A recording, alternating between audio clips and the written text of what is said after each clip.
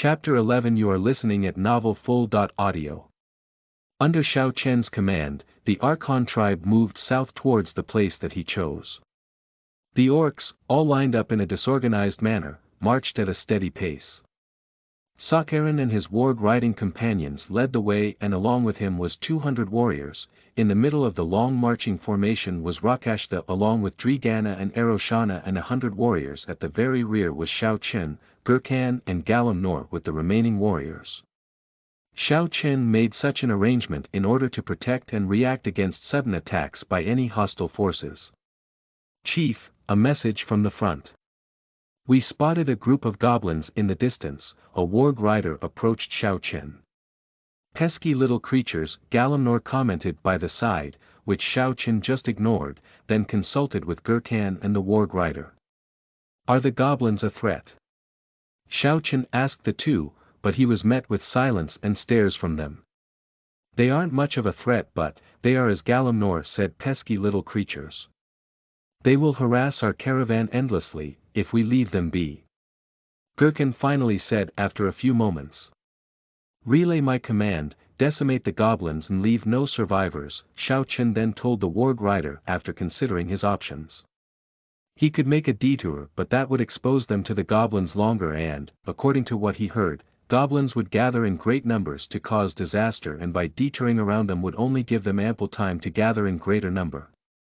As you command, my chief. The warg rider rode forward quickly to relay Xiao Chen's command. I want to kill goblins, Galamnor said, then sprinted away to the front line before Xiao Chen could stop him, only leaving behind a trail of dust as he ran. In the caravan's front, Sakharin led the 200 warriors along with his warg-riding companions and charged forward quickly towards the goblins. Keek! Keek! Loud shrieking sounds of the goblins sounded as they also started sprinting towards the orcs. As expected, the goblins weren't a match for the orcs.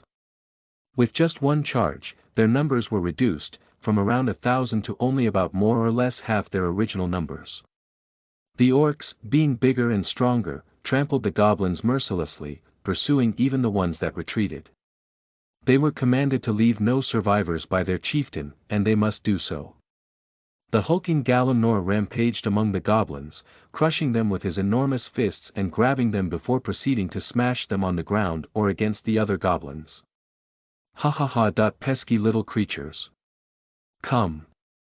Don't run! Galamnor grinned excitedly as he grabbed another poor goblin before smashing it to the ground again, and with his strength, he smashed the hapless goblin to unrecognizable piles of flesh and blood. Keek, keek, keek, the goblins shrieked and started backing away from the unstoppable Galamnor. Their instincts were telling them to run away from this monster. Don't run. Come back. Galamnor yelled at the escaping goblins, but to no avail.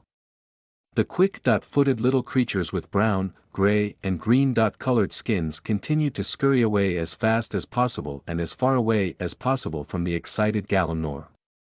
Chasing after them and crushing them under his might, Galamnor was smiling happily as the poor little creatures made a run for their lives.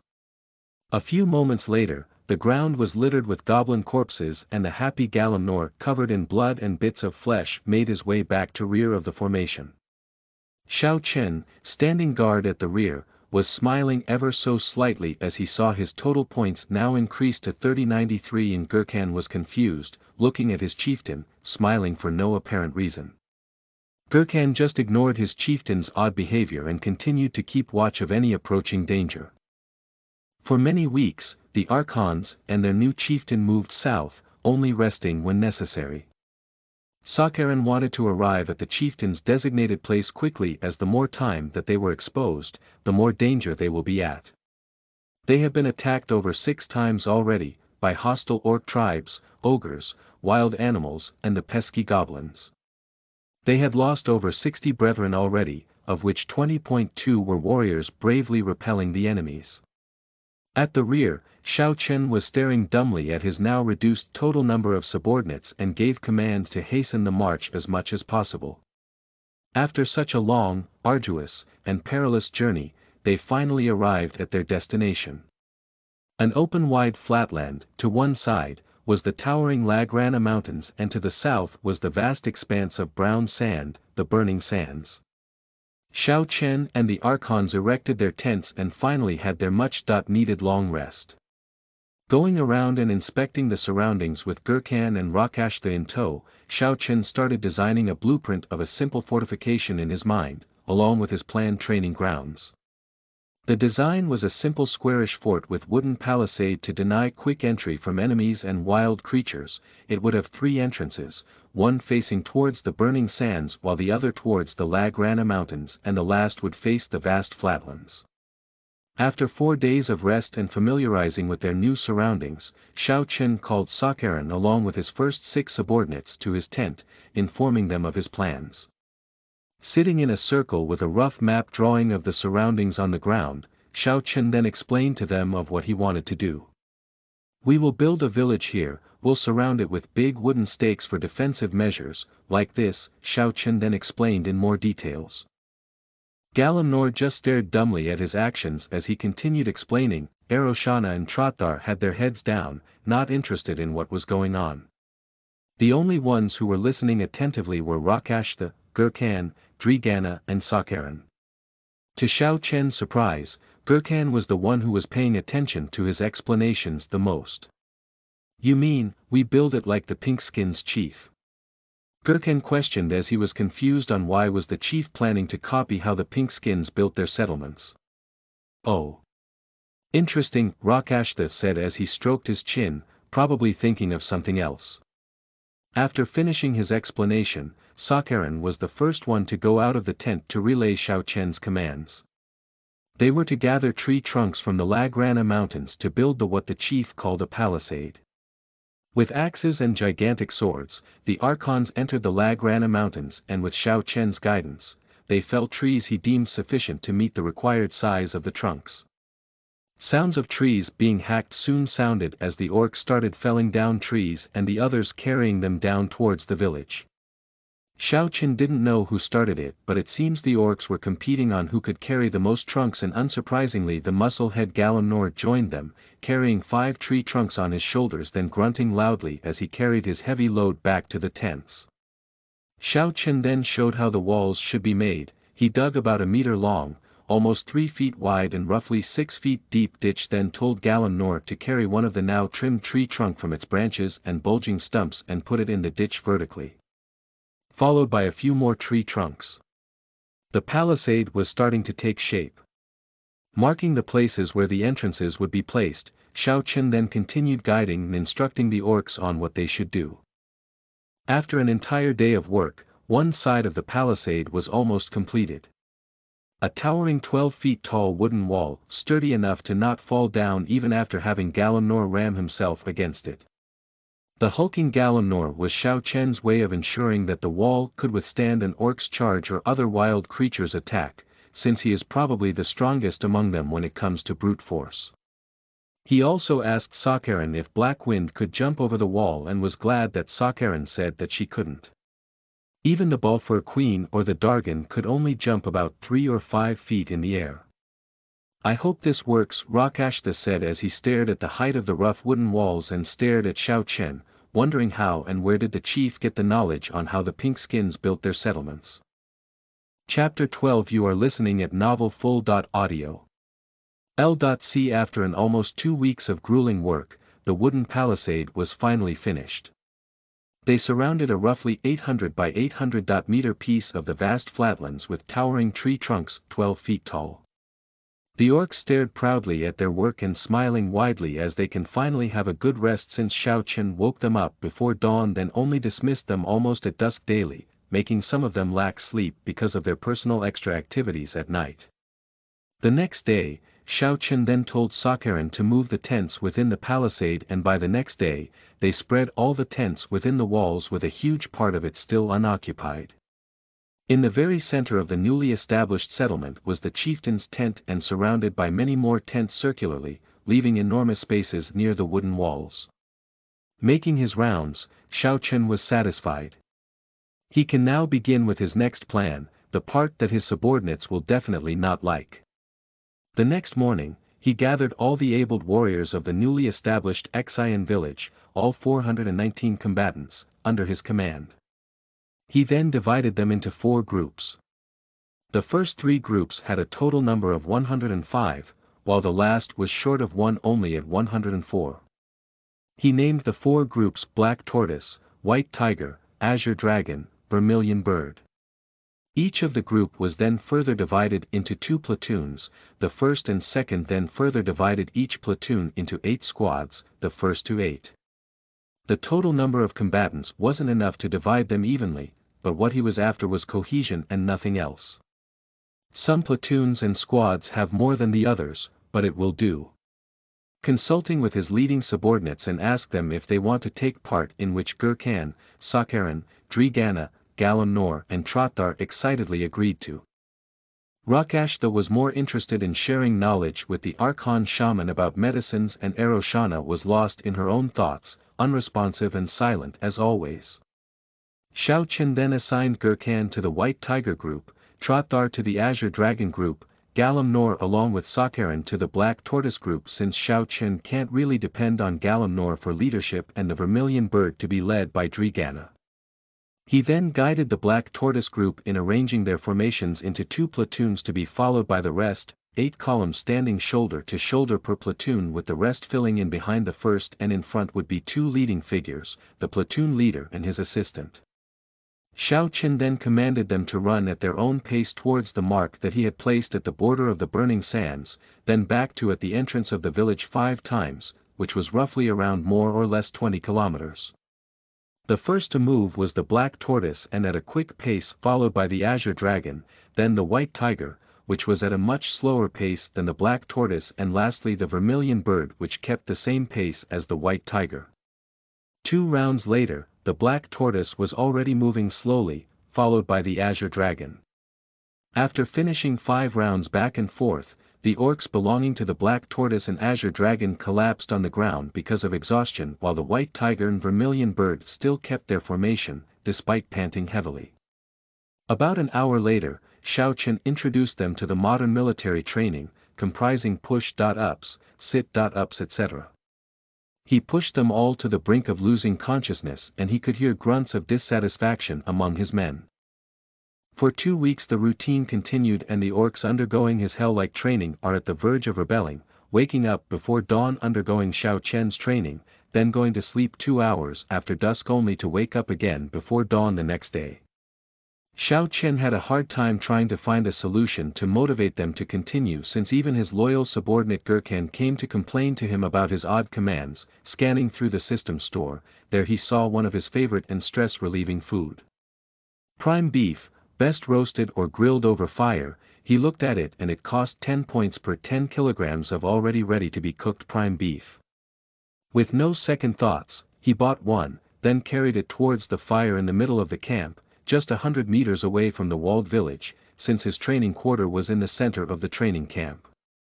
A few minutes of roasting the huge strips of prime beef, a very mouth-watering aroma permeated the air. The only ones awake as were the leading figures of the 4 groups who were on patrol duty as always for the first hour, Sakharin, Gurkhan, Trotdar and Drigana, who quickly tracked the origin of the aroma and found their chieftain roasting a reddish piece of meat over the fire.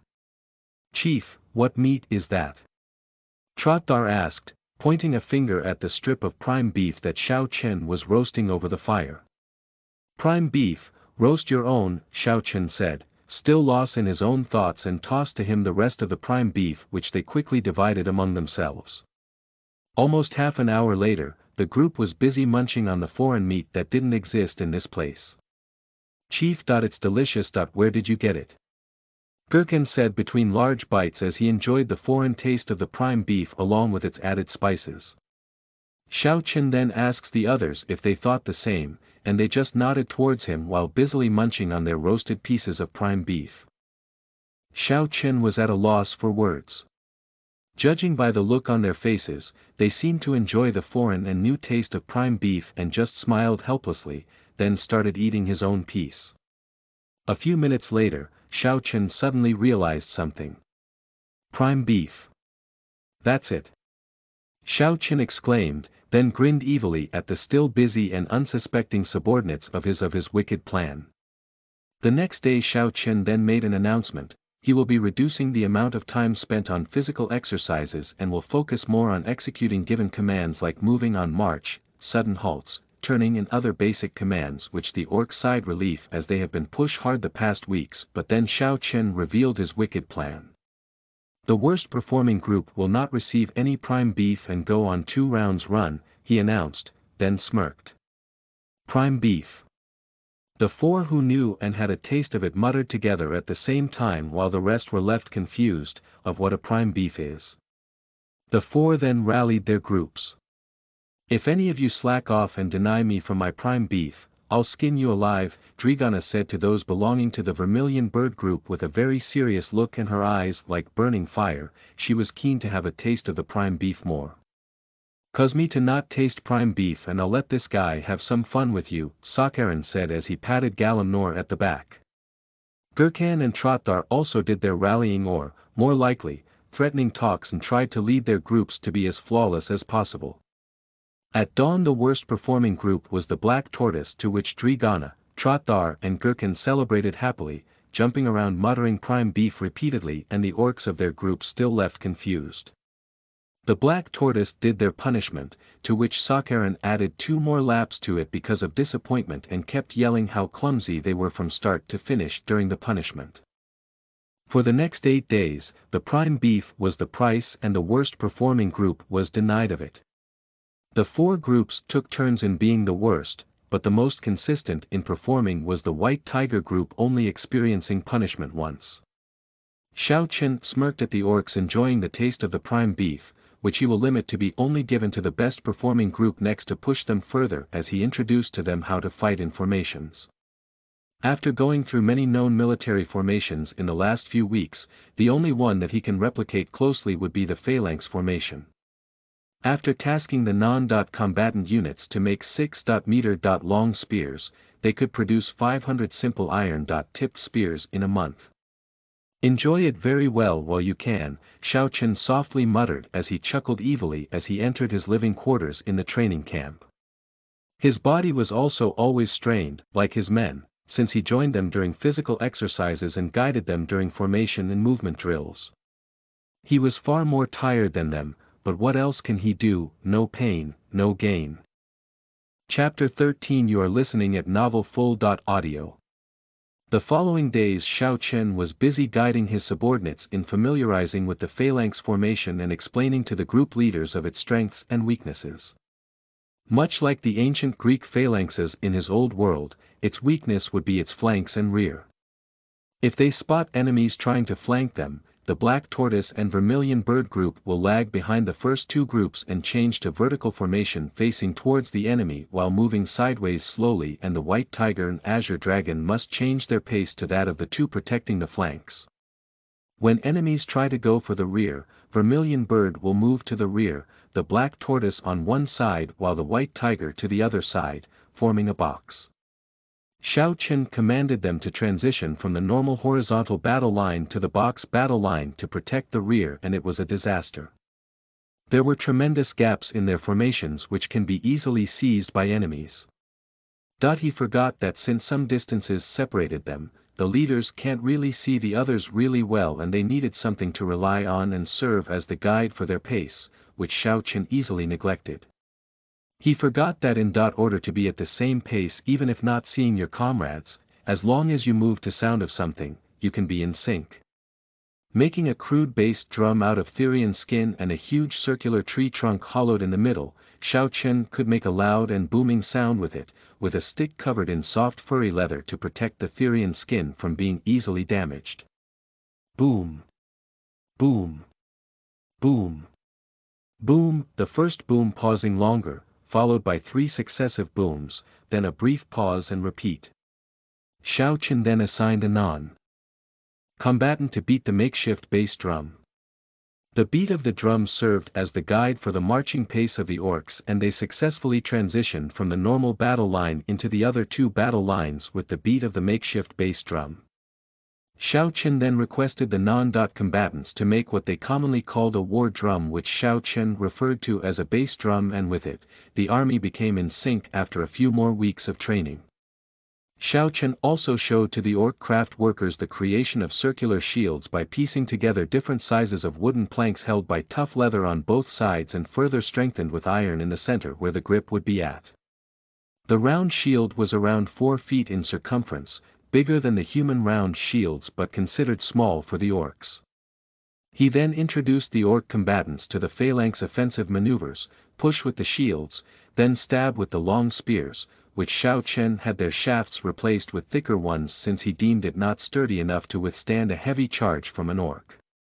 By using carrots and sticks, Xiao Qian was able to train his army with discipline, their cohesion rising as high as 93%, which he considered being really high enough to witness actual combat within a few months. Surveying the maps, he soon found the nearest orc tribe, the Galuk tribe, which was located roughly a week's march from Xian village. Xiao Qian proceeded assigning Sakharin, Gurkhan, Trotdar, and Drigana as his combatant officers and 2 orcs named Kulva and Exorthar as the non-combatant officers in charge of the war drums and logistics. Xiao Qian then started stockpiling enough supplies for his expedition, his very first battle with his own army to command. He wanted to create a missile unit, but only Trotdar was one who had the talent for it. Instead he armed his combatants with 2 throwing spears designed after the Roman legionnaire's pilum, which would be excruciating to pull out of the body because of the barbed design of its tip, much less thrown back since it was designed to be disposable for range attack right before melee, and with the orc's natural strength, throwing it 100 meters away was no problem. So, each combatant was armed with 2 throwing javelins, a very long spear and a round shield. The ward riders, except for Sakharin, served as the scouts of the 1st Xian Infantry Battalion. Marching in sync for a few days with the beat of the war drums and creating a trail of dust cloud as they move, and behind them were the logistics unit, 50 non-combatant units in charge of the food and tents of the army in carts pulled by the beasts of burdens. Xiao Qian left behind Rakashta and Eroshana at the Xian village at ease, since with the wooden palisade, they could theoretically resist for a few days even without many combatants and only relying on the traps and defenses that he left behind. The 1st Xian Infantry Battalion then made camp a suitable distance away from the Galuk tribe, making their intentions very clear. They had come to assert their dominance over the Galuk tribe. The very next day, the Galuk tribe formed a massive, disorganized army, numbering around 4,000 or maybe more, but the disciplined army of Xiao Qian was steady and ready with ears open for the beat of the drums. See those disorderly bunch, they are our enemies. Show the chieftain the result of your hard work. Pour out all your frustrations on them. It was because of them that the chief made us experience such painful and tiring routines for months. Show no mercy. Gurkhan bellowed as loud as he can and was replied with a unified sound by the 1st Xian Infantry Battalion, Owu. And along with it was the single yet unified sound of banging their shields with their spears. Xiao Qian was surprised. It seemed like they had caught onto his Owu expression during their training. It seemed that they would do fine even without his presence, but just to be sure, he had to oversee the battle. Boom. Bu boom. Boom. Boom. Boo boom. Boom. Boom. The war drums started beating at a fast pace, signaling the army to be at the ready, then died down only to be heard again, but this time at the rhythmic pattern of the marching pace. Slowly and steady the army moved forward in sync as the enemies rushed at them in a disorderly manner. The war drums then sounded the distinct halt command under Xiao Qian's orders after the 2 armies were roughly around 400 meters apart, and the army of Xiao Qian halted, all at once keeping a straight horizontal line. With the new beat of the war drums, they then prepared their throwing spears, aiming at the unorganized enemy, who were unaware of the danger they were in. With the sound of the war drums, they then threw the first volley of javelins with a swoosh, then quickly followed by the next. Under Xiao Qian's orders, the sound of the war drums again sounded, but with a different rhythm, signaling the army to prepare for melee combat. The 1st Xian Infantry Battalion then lowered their spears at the position like when they were training, the first two rows pointing forward directly, the third and fourth angled slightly upward, then the last rows almost pointing upwards. The enemies soon were in for a terrible surprise as walls of long spears were pointed at them. Even jumping towards the formation was not an option since they will surely be skewered by the spears of the third and fourth rows, and with their momentum and their allies pushing them forward, they met their end at the forest of spears. Hold! Sakharin, Trotdar, Gurkhan and Drigana soon yelled at the same time at the very back of their groups, overseeing the army at closer range than Xiao Chen, and with the beat of the drum they also yelled at the same time. Push! Then the army push away the enemies with their shields, who were crazily attempting to disrupt the formation by trying to pry open a path inside the formation by going under the spears. Strike, restore. The four assigned officers of Xiao Chen were performing very well and, with every beat of the war drums, they issued commands at exactly the same time. Like a well-oiled harvesting machine, the Galuk tribe warriors continued to fall in great numbers. The 1st Xian Infantry Battalion continued on their attack routine, holding the line, pushing with their shields, stabbing with their spears, then restore back to holding the line. The simple yet effective attack pattern continued to decimate the enemy numbers despite them outnumbering them greatly. For hours, the 1st Xian Infantry Battalion wreaked havoc as a single unit, killing the undisciplined Galuk tribe members. Xiao Chen was smiling proudly and happily at the very back, at the performance of his army and to the continuous rising of his total points. The Galuk tribe members, now more or less than half their initial numbers, scattered and started retreating. The 1st Xian Infantry Battalion stood their ground and didn't give chase since someone strictly trained them not to break formation no matter what happens, or else, their evil chieftain won't give them prime beef to enjoy after the battle. Victory! Gurkhan bellowed loudly as the army loudly replied with the unified "Awu," which further demoralized the enemies. Chapter 14. You are listening at novelfull.audio. After such a triumphant victory in their first battle, Xiao Chen grinned widely. He had racked up a lot of points and his missions now done. Missions availability: missions * establish your territory, completed, reward. 1000 points * train and build your first army, must comprise not less than 400 combatants, completed. Reward. 3000 points * win a battle with your army with less than 50% casualties, completed, reward. 5000 points failure. Deduct 20,000 points. Host will experience the demon's curse for an entire day. The orcs under his command were all really proud, shouting their lungs out as the Galuk tribe resistance dissolved. The battle was won, but the war with the Galuks wasn't over yet. They still had the numerical number even after suffering such a disastrous defeat, and Xiao Chen knew it won't be long before they rally again to attack.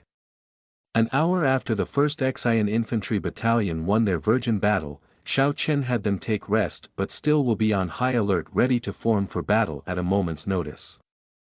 The Archons proudly marched to the campsite erected by the logistics unit under the lead of Kulda, and as promised, Xiao Chen distributed the expected prime beef which the Archons and his officers were keen to savor again. Despite costing him 420 points, Xiao Chen didn't go back on his words and gave what he promised, 420 kilograms of prime beef. He had a total of 12,737 points after finishing his missions and the points he received from the commander's share.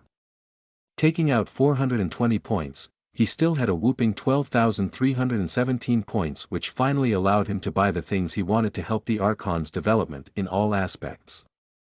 An hour after the sun's peak, the Galuks finally rallied together and formed a messy battle formation. With the sound of the war drums, the 1st Xian Infantry Battalion sprinted out from where they were at towards the gathering point and slowly formed in their organized battle line, all tightly packed together shoulder to shoulder. 70 brave orc warriors formed a single horizontal line and 5 to 7 orcs deep.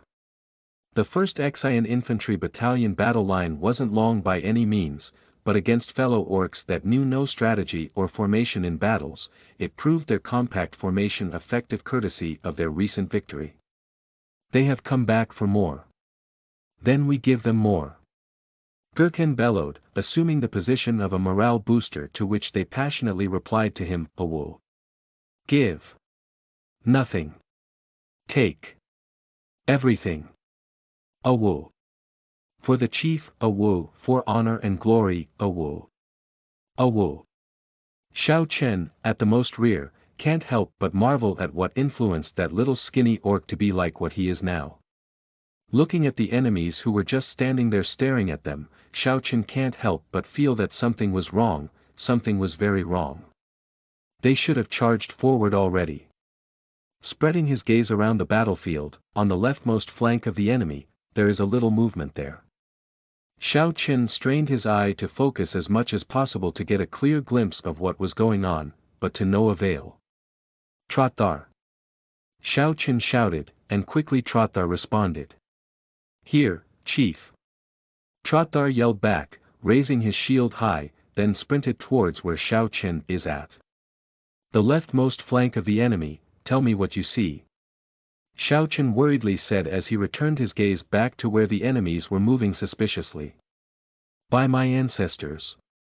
Shamans. They are shamans, my chief, and 4 of them," Trotthar exclaimed, his face full of worry as he saw the enemy shamans invoking their powers. Xiao Chen was shocked. Yes, there were shamans among orcs, and he forgot to consider that the Galuks might have won, but what he was mostly shocked of was that there were 4 of them together. The clouds soon turned dark, and quick flashes of light occasionally peeked out of the black clouds along with the deafening roar of thunder. "Shit!" Xiao Chen can't help but curse as he helplessly stared at his men get struck by lightning bolts and their formations getting broken. With each lightning bolt that struck, the Galuks cheered loudly and wildly, celebrating the 1st Xian Infantry Battalion's casualties. Opening the system store, Xiao Chen quickly scanned for any countermeasure he could find against the lightning-invoking shamans that are decimating his troops. He scanned through the items of the system store as fast as possible since, by each passing minute, his troops' casualties were steadily rising. "Got it," Xiao Chen muttered as he finally found a counter measure, a 10-meter thick long metal rod, or commonly known a lightning rod. He bought 7 of each, costing him 500 points per rod. Handing over some to Trotthar, he blurted. "Impale them in the ground, a good distance from the army but not too much." Xiao Chen pointed to their left flank as he bolted to their right flank to impale to the ground the remaining lightning rods. Trotthar watched his chief bury one tip of the metal rods to the ground, and he quickly learned what to do, quickly hurling them to different areas surrounding the army. The lightning rods were soon placed. The flashes of light and deafening roar of thunder continued, but this time, like goblins to shiny things, the lightning bolts struck the lightning rods instead of Xiao Chen's troops. The 1st Xian Infantry Battalion were amazed at their chief's odd actions. Redirecting and using lightning bolts were only known to be done by shamans and mages, but their chief, despite not being a shaman nor a mage, accomplished such a feat. "Hail to the chief!" Gurkhan bellowed to uplift their morale, which took a beating after the lightning strikes, and they passionately replied to him. Awul, the enemy shamans, upon noticing the strange behavior of the lightning strikes, soon stopped what they were doing. It completely drained them of mana and can't take part much longer in the upcoming battle. Retreating to the rear, the Galuk warriors soon started shouting while madly rushing forward. Boom! Boom! Boom! With every beat of the war drums relaying certain commands, the 1st Xian Infantry Battalion soon restored their tight formation, the non-combatant units pulling out their disabled combatant allies to the rear to be treated. Throwing spears soon decimated the Galuks once again, but they bravely or stupidly continued on their mad rush. Observing the development of the battle, he soon found some of the Galuks pouring more to their left flank, trying to overrun the formation. Signaling Xorthar to relay the command, slowly the Black Tortoise group shifted from a horizontal, slowly panning counter-clockwise to deny the flanking Galuks of any chance of overrunning their formation. Satisfied with Black Tortoise's execution, Xiao Chen continued observing the battlefield, panning his gaze left to right slowly again and again. With the absence of the Galuk shamans, their warriors were at the mercy of the 1st Xian Infantry Battalion. They were slowly being mowed down by the outrageous long spears, long before they could even get the wielders within their own weapons' reach.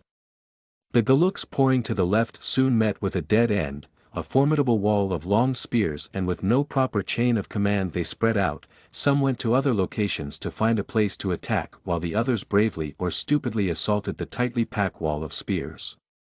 The Galuk warriors soon broke at the right flank while the rest continued on to try to breaking the phalanx formation. Telling Exorthar to relay orders, the Vermilion Bird then panned counter-clockwise slowly and attacked the exposed left flank of the oblivious Galuk warriors, and just like that the Vermilion Bird mowed through the unaware Galuk warriors, pinned from the front and left. They were all mercilessly stabbed by the outrageous long spears. The maneuver soon proved to be successful as the remaining Galuk warriors broke away from battle and retreated, their numbers merely in the high hundreds or barely in the thousands. Victory! Awu, the 1st Exian Infantry Battalion passionately yelled in unison as they have yet again won the battle against enemies, outnumbering them 10 to 1 or maybe even more. Xiao Qin can't help but helplessly smile at the actions of his army. Despite having losses among them, they are still in high spirits. Drigana slowly approached him as soon as she noticed Xiao Qian's downcast look. Don't feel guilt nor remorse, dying in a battlefield is an act of honor and bravery to orcs. Numb yourself of this feeling, my chief. It won't do well if your army sees your downcasted look after such a victory. Be proud that you have trained such powerful warriors that can win against more many enemies, she said to him. Xiao Qin thought Drigana must have been worried about him and tried to cheer him up, but her words seemed to be a little rough and crude. With head held high, Xiao Qin marched towards his exhilarated troops who were loudly yelling the name Drigana had given him again and again while stomping their right foot on the ground and banging their shields with their spears. Cao Ken! Cao Ken! Cao Ken! Chapter 15. You are listening at novelfull.audio. The sky had turned dark already when the 1st Exian Infantry Battalion finished cleaning up the battlefield. They killed over 3,000 of the Galuks, but they suffered 42 losses because of the Galuk shamans. Staring at the lined-up bodies of his men, Xiao Qin can't help but feel bad for them. He was blaming himself for their deaths. If I have acted quicker and prepared more, this wouldn't have happened, he thought as he blankly stared at the fallen orcs. There were also 20.4 more heavily wounded among his men that are no longer capable of combat. Some had limbs missing, others had suffered too much burns and others had paralyzed parts of their bodies. The 1st Exian Infantry Battalion was still on high alert, ready to form up quickly with just the sound of the war drums. We'll grant them a warrior's right of departure, Xiao Qin said as he joined his men in arranging the bodies of their fallen comrades. In the past, he had also done such things for his fallen comrades. Xiao Qin was a young and fresh lieutenant from the military academy of Huaxia, eager to prove his worth. A week after graduating, they finally assigned him to his unit, Strike Force Alpha of the Huaxia Army 21st Brigade, Special Operations Division. His direct officer Captain Su Zhou knew of his special talent for strategy and planning. That's why the veteran captain requested Xiao Qin to be assigned to his unit. Strike Force Alpha was comprised of 20.3 soldiers, all highly trained for jungle warfare. Everyone has their own field of expertise like explosives and demolition, electronics and hacking, tracking and surveillance and many other fields of specializations.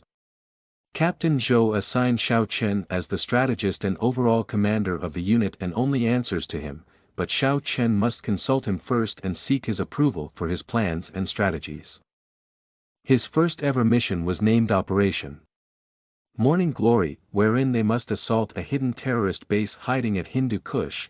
They were armed with nuclear missiles that might be launched at Huaxia's cities. Their main objective was to plant explosives to create a chain explosion to trigger the nuclear missiles and have them explode within the enemy base. They must act stealthily and swiftly, for the enemy base was heavily guarded. They were armed with multiple anti-air, radar, anti-tank entrenchment and they even had tanks at their disposal. It was much like a military base. They were well and heavily equipped to be just normal terrorist group. Xiao Qin was nervous about devising a plan to assault the place. This was already reality. His slightest miscalculation would cause the life of somebody or worst all their lives, unlike the simulation battles that they have been using back at the academy. Spending a night without sleep meticulously planning for every possible mishap. He had created multiple backup plans for every likely scenario that might come up. Entering the briefing room, Captain Zhou stared at the still busy Xiao Chen drawing up plans. He saw stacks of sheets of paper on one side. Captain Zhou cleared his throat and spoke. Don't be so nervous. Your comrades are expert survivors of many missions. They know how to respond properly even without receiving orders, Captain Zhou said as he started going through the plans that Xiao Chen had created. The captain was shocked. The plans were all in significant details, the terrain, the possible placing of the enemies, the potential entry points and many other details. Xiao Chen's quick thinking amazed Captain Zhou. The intelligence division has investigated the enemies in every possible way. Satellites and reconnaissance drones were applied. They have monitored the enemy for months until the Central Command deemed them a threat to the safety of the Huaxia people when they spotted nuclear missiles at the ready pointed towards Huaxia and other neighboring countries. Get some rest. We might need your quick thinking once we're inside enemy territory, Captain Zhou advised Xiao Chen as he yawned, then went out of the briefing room. It was already 2 in the morning and it was still too early, even for him. They took the bodies of the fallen orcs back to the campsite while their enemies, buried in a massive ditch to avoid the creation and spread of a plague. Piled up dried tree branches, trunks and twigs were created. There were as many piles as the number of their fallen brethren. There was a sorrowful atmosphere permeating around the campsite. They lay the bodies of the fallen orcs upon the wooden piles with a fine soft hide as matting for the bodies. Standing beside the most forefront body, Xiao Chen stared at his surviving soldiers, still armed with their shields and spears. Today we have lost some of our brothers. Fallen asleep to never rise again. But fret not.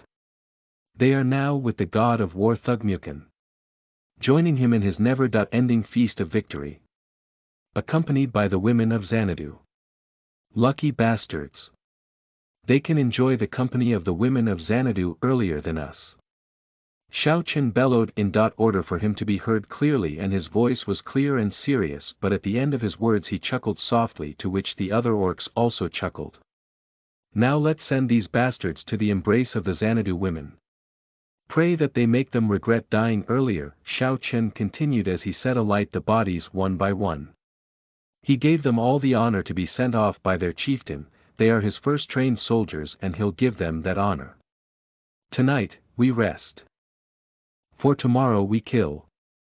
Gurkhan bellowed as Xiao Chen set alight to the last pile of wood with a body of an orc warrior.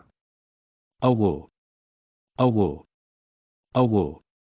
The 1st Xian Infantry Battalion passionately replied. They were all in high spirits despite saying farewell to their fallen brothers. It filled their eyes with vengeance, and surely the next day, the Galuks wouldn't have it easy on the battlefield. After the rite of departure of his fallen soldiers, Xiao Chen confined himself within his tent. He had to find a way to counter the shamans permanently, including the human mages. They are like artilleries in the modern era where they could cause massive and devastating damage if left alone.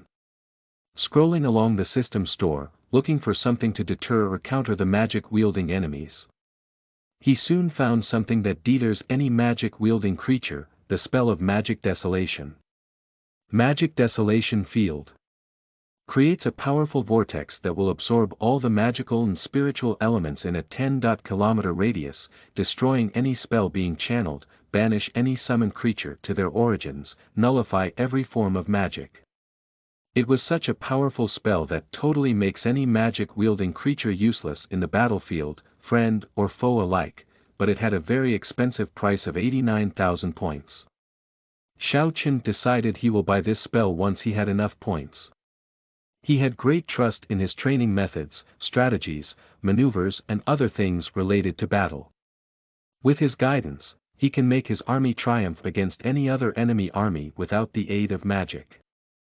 Orcs were stronger, tougher, and bulkier than most creatures that Xiao Chen has encountered. Only the golems, ogres and other few giant creatures can outmatch them in physical capabilities. Chapter 16 You are listening at novelfull.audio. Before the first light, the 1st Xian Infantry Battalion formed their battle lines, standing shoulder to shoulder, but this time they were stretched in a longer horizontal line and only 3 orcs deep. They marched as silently as possible, shrouded by the darkness of the early morning in the absence of the light giver, the sun. The moon quickly hid away behind the clouds, cooperating with their maneuver and making the surroundings darker than it already was. The 1st Xian Infantry Battalion marched through the darkness, blessed with better vision in the dark than the pink skins but lesser than the long dot-eared ones. They encircled the Galuk tribe. The Galuks, with only a handful of warriors left, beaten and tired, their watchers dozed off. The Galuks were unaware of the fast approaching danger in the dark, they weren't prepared for any surprise attack. Armed with his shield and a crude-looking almost 2-meter sword, Xiao Chen led a separate attack from the main force, moving earlier than the 1st Xian Infantry Battalion. He, Sakharin, Galamnor and the rest of the Warg Riders moved ahead of the 1st Xian Infantry Battalion main force to scout and disable the enemy defenses and lookouts. Spreading his gaze around the Galuk tribe fringes, he saw no one standing guard except for the fast asleep 2 orcs leaning on one side of a raised platform made of soil. Probably their watchtower, he thought. Signaling the muscle-head Galamnor to keep silent and wait for orders, he handed his shield to Sakharin. Only armed with his sword, he crouched down as low as possible and crept near the enemy watchers. Carefully and silently, he crept up to them, making use of the darkness to make himself impossible to be seen. He joined the 2 fast-asleep enemy lookouts inside their simple watchtower, with a steady and accurate slash. Blood soon sprayed as Xiao Chen slit the unaware orc's neck. The thick and warm blood of his victim soon covered him and his weapon. Xiao Chen guided the now-dead enemy to the ground, preventing his collapse from making any unnecessary noise, but the gurgling sound of his struggle awakened his partner, who had a shocked face as he caught a glimpse of the blood-covered face of Xiao Chen. His shout was cut short as Xiao Chen covered his mouth with his blood-covered hands and shoved his sword onto his victim's body. His sword went through the Galuk watcher's body, quickly pulling out the sword with his other hand still covering his second victim's mouth. Xiao Chen thrusted his sword again, but this time, he stabbed through the enemy's heart. The Galuk orc soon lost any sign of struggle as light started to disperse from his eyes. Pulling out the sword quickly and taking a look around to check for any further enemies, Xiao Chen cautiously observed the silent and dark surroundings. He could hear only the muffled and occasional sounds of snoring. He soon gave the signal to his allies, and they tiptoed towards him. Sakharin and the other Warg Riders left behind their trusted wargs at the request of Xiao Chen, since they have to execute this operation in silence. Xiao Chen's target were the Galuk shamans to prevent them from causing havoc with their powers once the main force arrives. In the middle of the tribe, tents bigger and more decorated than the others, those are their targets.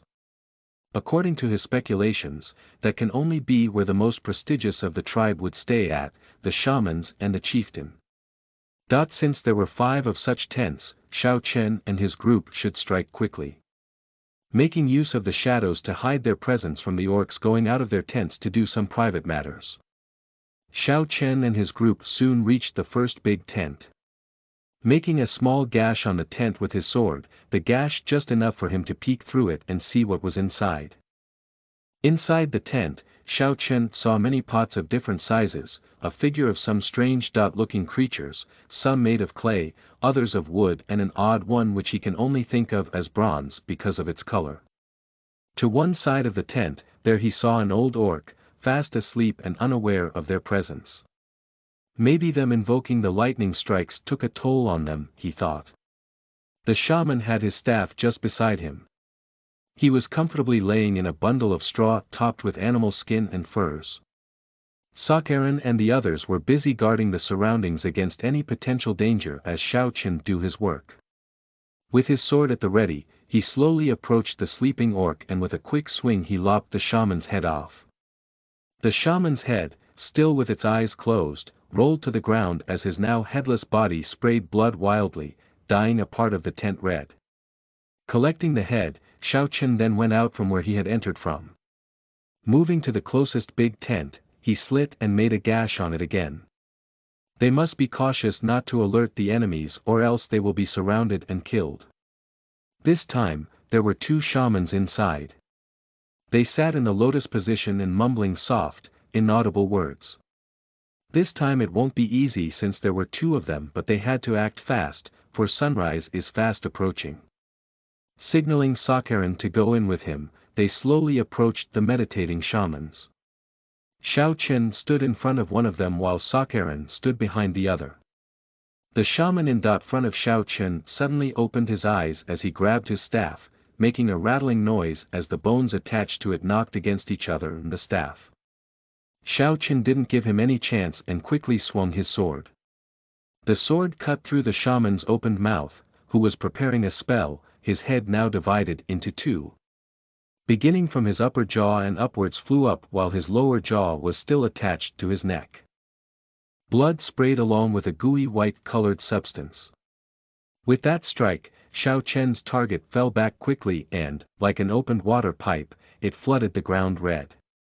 Sakharin quickly reacted as soon as he saw Xiao Chen took a swing at the other shaman.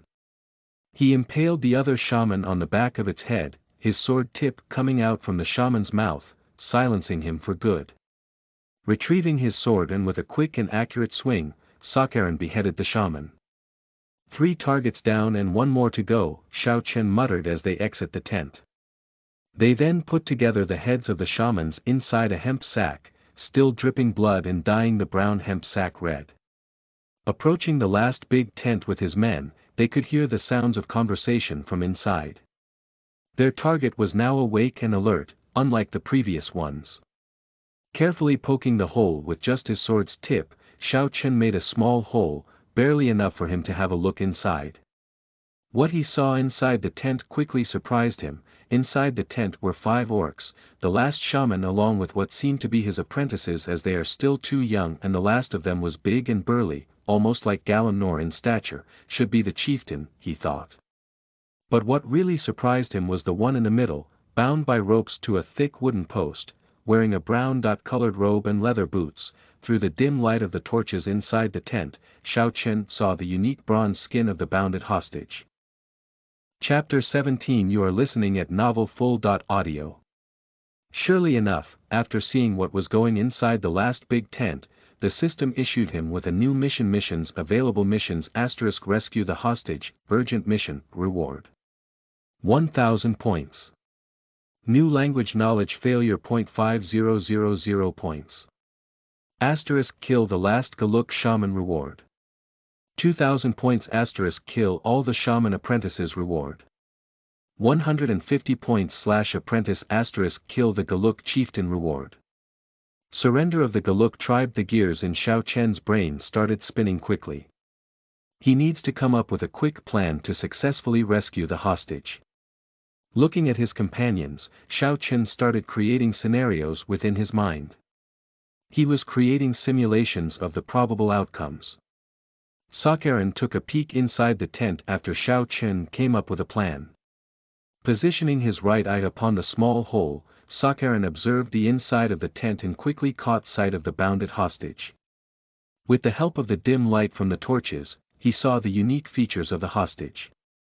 Sand people. He muttered, to which Xiao Chen quickly got confused and curious. Sand people.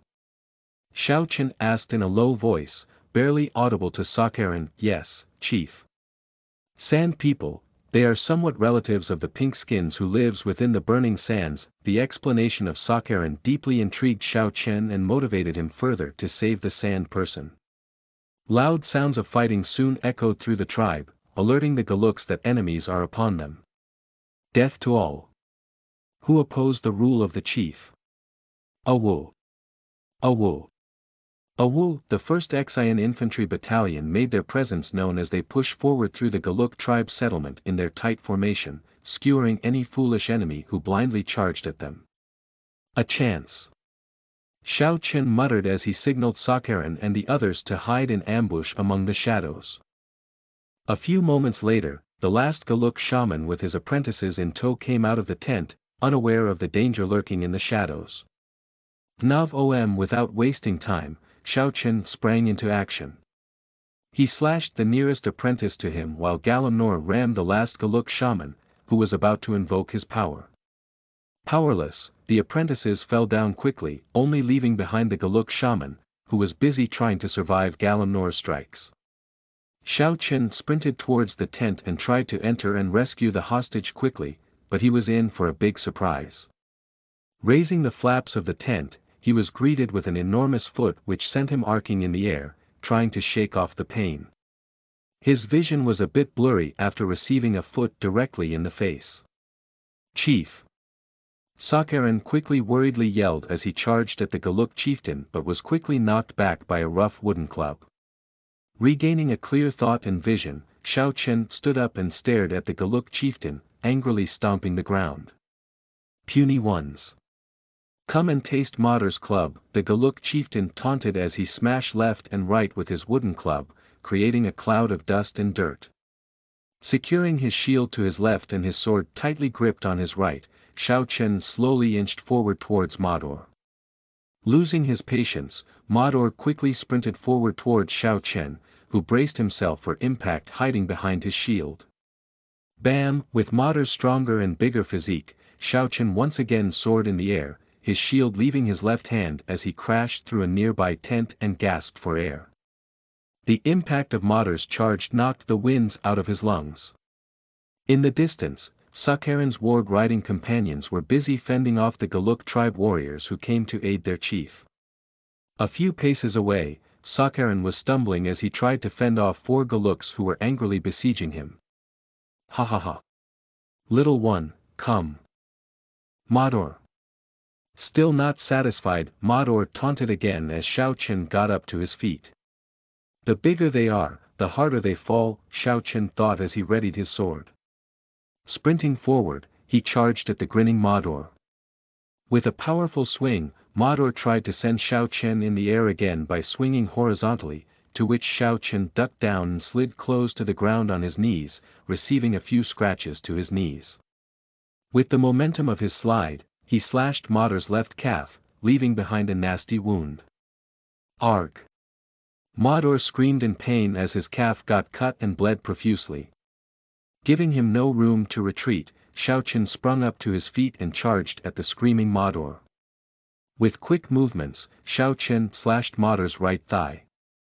Angry and bleeding, Mador tried to bash Xiao Chen into meat. Paste, but with the haste spell cast on himself, Xiao Chen quickly escaped from Mador's reach. Out of nowhere, a Galuk warrior pounced on Xiao Chen, sending him tumbling towards Mador. Looking up, Xiao Chen saw Mador's savage smirk as his club came crashing down. Rolling away quickly and escaping the grasp of the Galuk warrior, Xiao Chen barely escaped being turned into a meat. Paste like the unlucky Galuk warrior who got crushed under Mador's club. Xiao Chen quickly got on his feet and pounced on Mador, who was still unaware that his supposed target evaded his attack because of the cloud of dust, blood and bits of flesh that hampered his vision. Xiao Chen grasped Mador's shoulders as he stabbed his sword through the Galuk chieftain's neck, then jumped away quickly, escaping Mador's huge hands as he tried to catch him. Mador grasped his neck which was bleeding, his mouth now filled with blood and his face had a confused look as he stared at Xiao Chen a few feet away, staring at him who was supposed to be already dead, crushed by his club on the ground. As the cloud of dust cleared, Mador finally saw the result of his previous attack. A poor Galuk warrior, who now had his face crushed and unrecognizable, was under his feet. A few seconds later, while gurgling blood, Mador finally fell down as he struggled to stop his blood from flowing out of his neck. Mador thrashed on the ground for a few moments, then finally stayed still. Upon Mador's death, Xiao Chen finally heaved a sigh of relief as he heard the system's notification for a completed mission. Covered in blood and pieces of flesh, Galamnor finally emerged from the ruined tents. He had a few burns on his body and some of them are still smoking and the scent of burnt meat can be smelled from him. Upon the death of Mador, the Galuk warriors finally dropped their weapons and surrendered. The news of the Galuk chieftain's death finally reached the front line, and the entire Galuk tribe, or what remains of them, surrendered. Panting heavily, Shao Chen then entered Mador's tent, and there he saw the bronze-skinned human. With long messy black hair, a charming face by Shao Chen's standards, shiny bronze-colored skin, but what stood out the most were the two bulges on the chest of the bounded hostage. Shao Chen's gaze lingered on those two bulges for a long time, and luckily the sand person was unconscious, or else he will be surely called a perverted monster. Cutting the hostage loose from her restraints, Shao Chen saw some wounds on her back which were bandaged crudely with a piece of cloth. Her hands weren't soft as he had expected, but firm and coarse just like his. She was around 5.5 feet tall with a slim body frame. Inspecting the things inside the tent, Shao Chen saw coins, human coins to be precise, much like the ones that he had given Hakar. There were 3 full chests of them, gathered together with some iron wares like what seemed to be tools for building and crafting. Laying down the sand person against the wooden pole that she was bound to, Shao Chen walked towards the belongings of the Galuk chieftain. There were also jars of some liquid. Taking a sniff, an alcoholic yet fruity scent assaulted his nose. Taking a small sip, Shao Chen finally knew what it was: ale. It had a taste almost similar to cheap modern beer. Rummaging around the belongings of Mador, Shao Chen found some shiny gems in different colors and shapes, contained in a small box. Shao Chen was busy rummaging through the valuables of Mador and didn't notice the sand person regaining her consciousness. The sand person stumbled to her foot as she looked around and saw the back of Shao Chen. She quickly but silently dashed towards a sword lying around and gripped it with both hands, slowly inching towards the unaware Shao Chen. Chapter 18. You are listening at novelfull.audio. While he was happily rummaging through the sudden wealth that he had found, Shao Chen forgot about the existence of the sand person, and he had his full attention to the riches before him. Die, you murdering monster! The sand person screamed as she thrusted the sword on Shao Chen's back, exerting all the strength that she could muster to force the sword to go deeper. But an orc's skin is tougher than a human's, or requires far more strength than a newly awakened hungry woman could apply, and only a few inches of the sword was inserted into Shao Chen's back. By reflex of suddenly being attacked from the back, Shao Chen flung the poor sand person away with his right arm. The hapless lady then soared in the air and unluckily crashed against the wooden pole where she was bound to before. Oops! Shao Chen can't help but mutter. His face had a look of pity as he stared at the now unconscious sand person again. Reaching his hand behind his back, he pulled out the sword with a low grunt. The wound wasn't too deep, but can't be considered as a shallow one too, as warm blood trickled down on his back. Glancing at the riches behind him for a bit, Shao Chen sighed, I lost myself there quite a bit. He helplessly shook his head, then approached the unconscious woman and carried her on his huge burly arms, princess style, and walked outside the tent. Outside the tent, his trusted officers were all waiting for him, along with his disciplined soldiers. Shao Chen spread his gaze around as the sun had already revealed itself from the horizon, bathing the world with its bright and warm light. Surrounded by the Azure Dragon group were those that remained of the Galuk tribe, a few warriors and a lot of women and young ones. An old Galuk warrior, who is the most respected one left, stood up and stared at Shao Chen and spoke, acknowledging Shao Chen's new standing in their tribe. By the old traditions and practice, we the Galuks now acknowledge you as our new chieftain. Orcs respect the strong and despise the weak. This had been the situation among the orc race.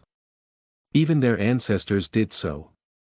The defeated tribe shall and will be absorbed by the victorious one or be exterminated depending on the conquering tribe's decision. If the defeated tribe is absorbed, they will belong to the conquerors, but unlike in human practices, they won't be considered as slaves but just lower in status than the vanquishing tribe. And if the ones who vanquish them becomes triumphant over another tribe again, then the previously defeated and absorbed tribe will then have their status raised as equal to their vanquishers, and the newly absorbed tribe will then be the ones with lower status. This cycle goes on for as long as the original victorious tribe triumph over other tribes continuously, the last conquered tribe would be unluckiest. With Galuks now declaring their allegiance to Xiao Chen as their new chieftain, the 1st Xian Infantry Battalion finally could relax. A feast would then follow with the victor and the vanquished feasting together. Orcs aren't sore losers. If they lose, then they will admit their inferiority against their conquerors and strive to be part of them and become strong like them. Cleaning the battlefields, both previous friend and foe work together to give the brave fallen warriors their just end, being sent off as warriors. The ones who have died earlier wouldn't have such an honor, but they will still be honored through the feast and have offerings in their name to be offered to the orc god of war and victory, Thugmukin. Orcs believed that dying in battle is an honor and ensures their entry to Xanadu, the land of paradise of the orcs, where they will be served by the women of Xanadu and mingle with their gods. What an orc dying in battle mostly expects is joining their god of war and victory, Thugmukin, in his never-ending feast. Xiao Chen didn't believe in this faith of the orcs since he was no real orc, but he respects their beliefs. Drigana soon showed a dissatisfied face as she saw what was in Xiao Chen's arms, but remained quiet and just stood there. Upon noticing Drigana's dissatisfied face, Xiao Chen was speechless. What's up with this fierce female orc, he thought. He didn't know what to say or think and just ignored it, but he handed the unconscious woman to Sakharin. Keep an eye on her. Be careful though. She'll likely attack when she regains consciousness. And keep away any weapons from her reach, he instructed, then beckoned Gurkhan to follow him inside the tent while giving Galamnor a quick glance, who was busy applying ointments and medicinal pastes on his wounds. Get Kulda and his group to haul these things back to the tribe, Xiao Chen said as he pointed at the possessions of the now deceased Mador. All of it, chief? Gurkhan asked as he was puzzled on what they would use these things for back at the tribe, since human coins aren't deemed valuable among orcs and serves no purpose except for being displayed as trophies of victory against humans. Yes. All of it. Remember our golem friend Hakar. He might give us something valuable in exchange for these human coins, Xiao Chen explained to Gurkhan. The huge rock creature friend of theirs would surely have something to use the coins for, as it had said that it wanted to be a merchant. As you command, chief. Gurkhan gave him a bow and thumped his closed right fist to his chest as Xiao Chen called as a salute or to confirm acknowledgement, then went outside the tent to find Kulda and other orcs who handle the army's logistics. A feast was soon held at night after cleaning the tribe of the dead bodies and giving the fallen the warriors' rite of departure. Meat of exotic creatures soon were cooked over the fire. Xiao Chen saw a huge bird-like creature that had short wings incapable of flight but had very long scaled legs. It had scales instead of feathers, which were the same color as the surroundings of the burning sands. It was an enormous creature, almost 5 feet tall, and with its aggressive behavior of snarling like the Bulfurs displaying its sharp set of teeth hidden inside its beak, it's undoubtedly a predator of the wilds. Xiao Chen also had a taste of meat from what the Galuks called the water lizard, a scaly aggressive-looking lizard that resembles a crocodile, but it hisses like snakes and doesn't have a sharp set of teeth, and contrary to its menacing look, it actually grazes on shrubs growing on the river banks. The night was filled with a harmonious atmosphere, and the jars of ale that he had discovered inside Mador's tent were brought out and consumed. Like he had promised, Xiao Chen also brought out prime beef, which was foreign to the Galuks but much anticipated by his army. Its texture, taste and scent was what they were craving for. Even Drigana snatched a full 10 kilograms of it before sitting down by the fire satisfied, roasting her treasured meat. Looking at the intoxicated faces of the orcs on the prime beef meat, Xiao Chen can't help but shake his head and smile. The wonders of the modern era, he thought, then stood up and walked towards where the sand person was confined at. He wanted to know about the people of the burning sands, and who else better to tell him about them than one of them. Greetings, chief. The 2 soldiers standing guard outside the tent where the sand person was confined at saluted Xiao Chen. I'll keep an eye on her. Go and enjoy the feast, Xiao Chen said, to which the soldiers tasked with guarding the sand person declined at first but soon obliged when Xiao Chen commanded them to. The 2 soldiers were ecstatic, but they hid it well and only showed their excited and happy behavior when they thought they were already out of their chieftain's sight. Xiao Qian just smiled at the behavior of his soldiers. He raised the flaps of the tent and entered. Chapter 19. You are listening at novelfull.audio. Upon entering the tent, what greeted Xiao Qian was an unfriendly gaze, her eyes filled with resentfulness, her scrunched up face displaying her defiance despite being a captive. "You monsters! I'll kill all of you," she said in a hysterical tone as she tried to pounce on Xiao Qian, only to experience more pain as her restraints tightened against her body. "Your kind should be hunted and exterminated, fiends like you shouldn't live." The sand person was mentally broken and continued spouting curses at Xiao Qian and his kind, calling orcs, monsters, fiends, beasts and more. Xiao Qian just listened to her words while munching on the skewered roasted prime beef in his hands, savoring it slowly as the sand person continued on her rants. While enjoying his food, Xiao Qian heard a subtle gulping sound from the sand person. The fragrance of his roasted prime beef seemed to have reminded the sand person of her hunger. Glancing at her, Xiao Qian soon saw her gaze focused on the skewered meat on his hands. Growling. The sound of a grumbling stomach sounded, and with her face tinged and a little red from embarrassment, the sand person looked down at the ground. She wanted to find a hole to hide herself because of her embarrassment. She was cursing the orc for quite some time who only remained silent, but her guise of defiance soon crumbled down after the grumbling of her stomach, fully displaying her pitiful and fragile state. Finally, "Peace and quiet," Xiao Qian said as he stared at the dumbfounded look of the sand person. Her eyebrows raised and became curved and high, almost non-existent wrinkles appeared on her forehead, her pupils dilated and her mouth opened wide wherein you could probably fit an egg inside it with no problem. "You speak Aryan?" the sand person asked Xiao Qian in disbelief. She thought she must be hearing things and waited for Xiao Qian's reply to confirm if she really was hearing things or this menacing monster could speak their tongue. "Well, it might be hard to believe, but I do speak and understand your language," Xiao Qian answered as he was amazed and in awe of the system's ability. He was unbelievably proficient in Aryan like it was his own native tongue after he received the new language knowledge reward from the system. By Feyrush name. How did a monster learn Aryan?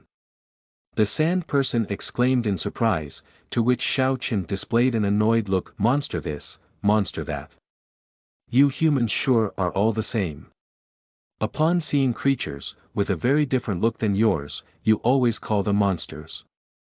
By my standpoint, you humans are more of a monster than us. Lies, deceit, betrayal, backstabbing, immoral judgment and hate taint your characters. Humans are so invested in all that is temporary and materialistic, that they have forgotten the value of their blessings. You only cared about your own feelings and situations. You never tried to find out the truth, nor did you ever care about it. Orcs fought and killed not because we wanted to but because we are forced to. Orcs retreated to these almost desolate lands but humans continued to treat us as monsters, hunting and slaughtering us and always seeking to exterminate us." Xiao Qian expressed his own thoughts, even bringing along his pent-up emotions from his experience in his past life, leaving the sand person speechless and, more so, confused. She never expected to fight with words against an orc, a creature that is deemed a monster for many generations. And by the way, orcs have names much like you humans. Mine is Xiao Qian and yours. He introduced himself and freed the sand person from her restraints but was on high alert to react at moment's notice. As long as the sand person showed any hostile actions, he'll have to restrain her or maybe yet even kill her if she is proven to be dangerous to remain alive.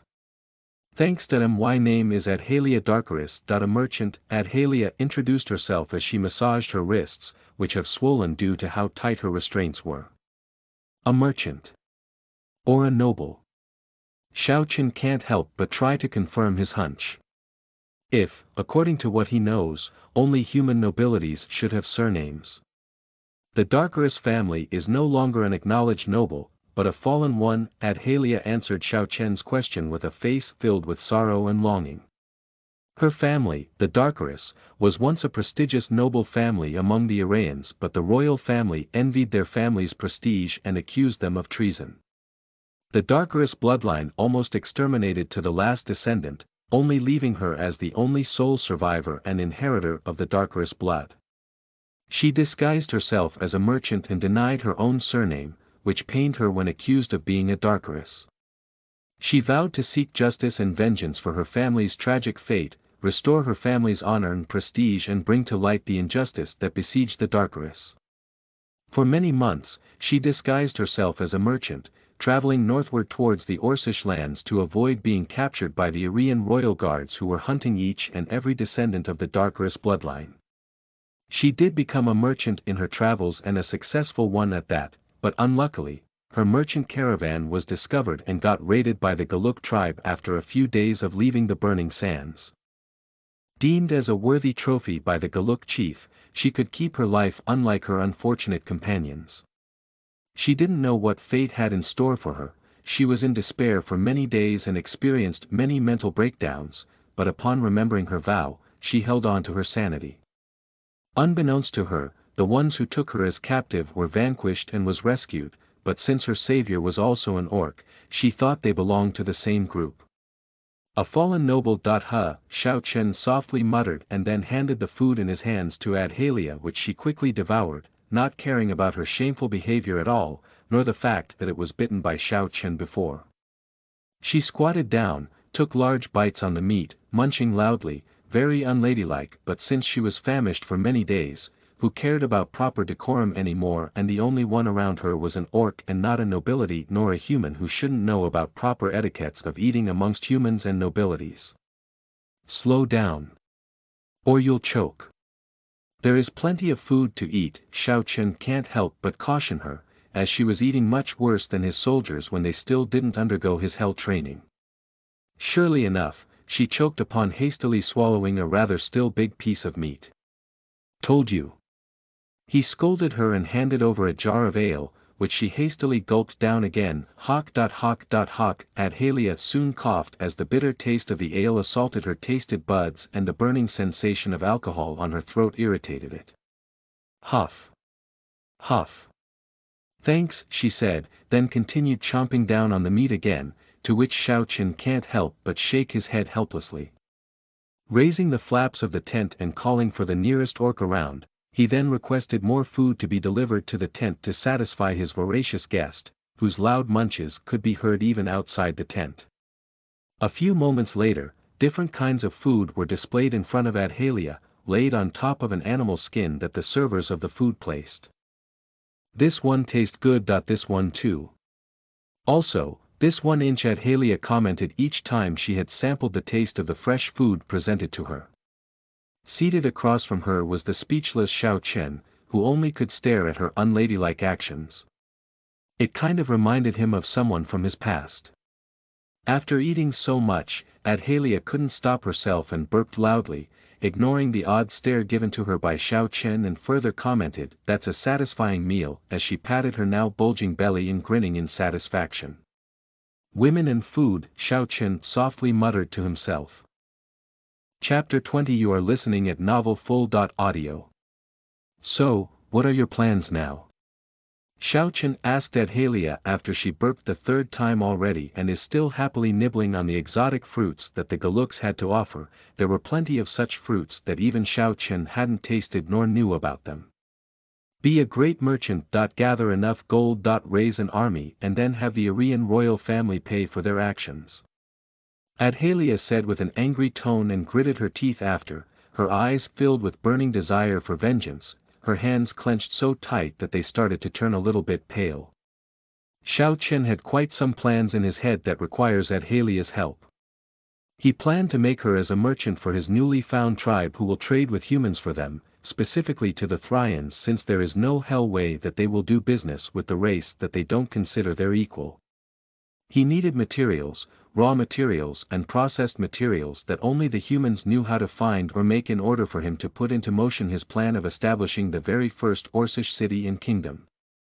Staring at Adhalia, who was merrily enjoying the fruits served, Shao Chen had to find a way to convince her to work for him and help him in his plans. I have a proposition for you. Be a merchant who works for me. And my army shall aid you in your quest for vengeance.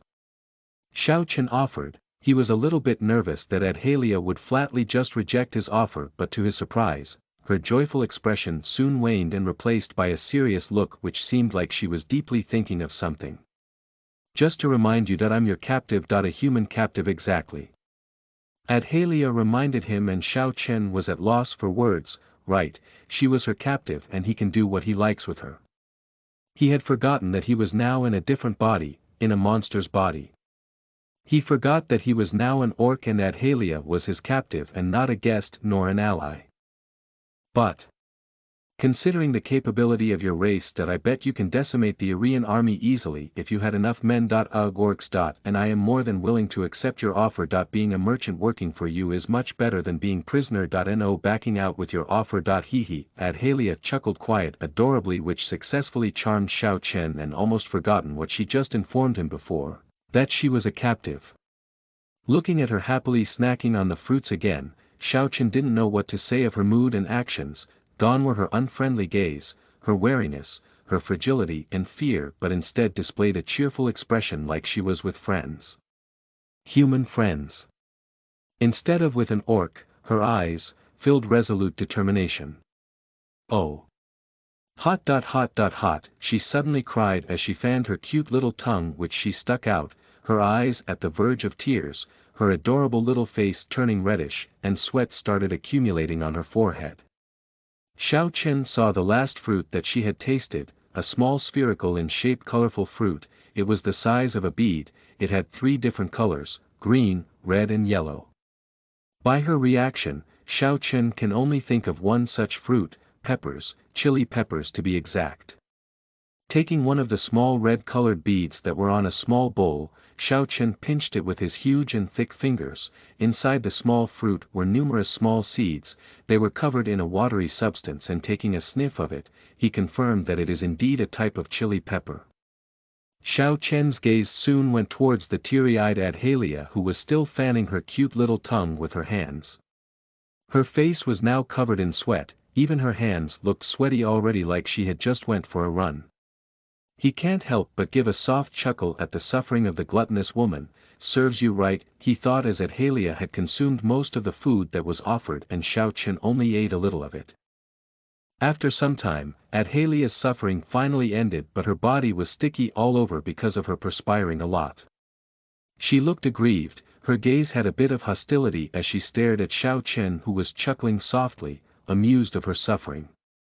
Be Nove calm. After appeasing the sulking Adhalia with some sweets that he bought from the system store, Xiao Chen was finally at peace. Apparently Adhalia went on a tantrum and Xiao Chen wished that he didn't understand Aryan, for her curses and whining caused his ears to almost bleed. She was totally like a child, still lacking maturity, but she had already experienced a lot of sufferings. By the way, how old are you now?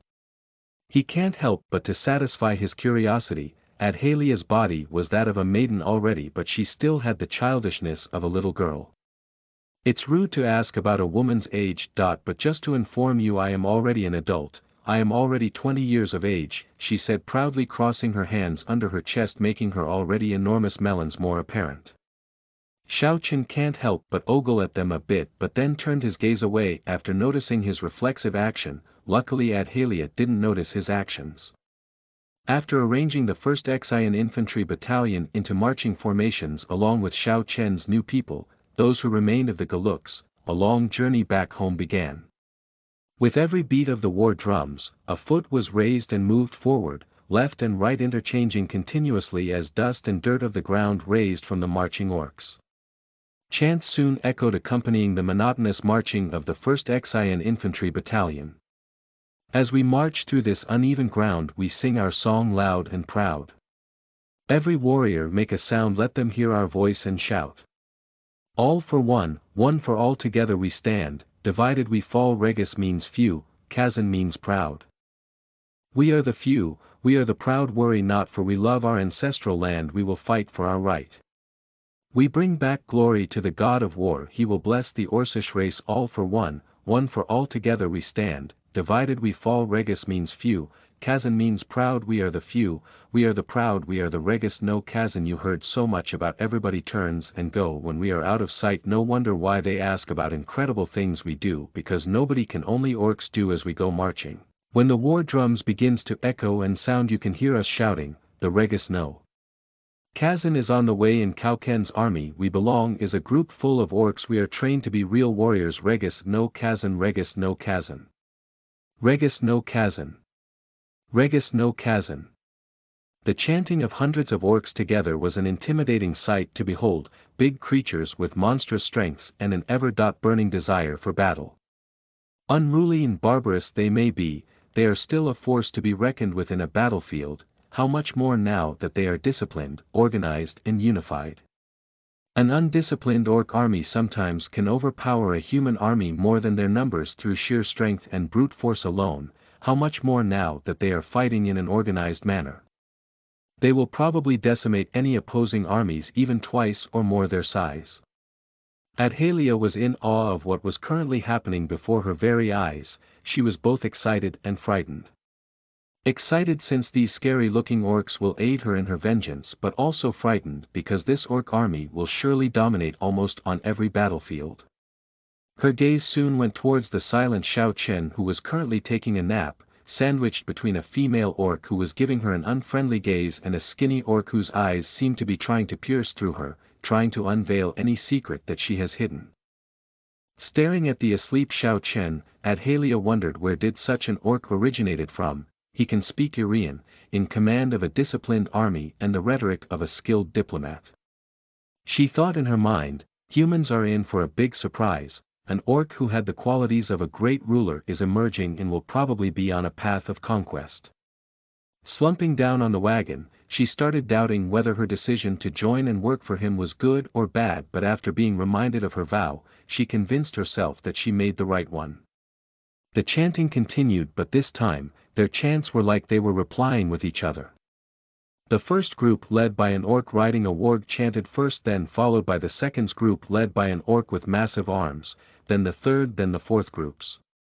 It was like they were competing with their chants. Adhalia can't help but frown and wished she knew the language of the orcs to know what they are chanting about or what they were saying.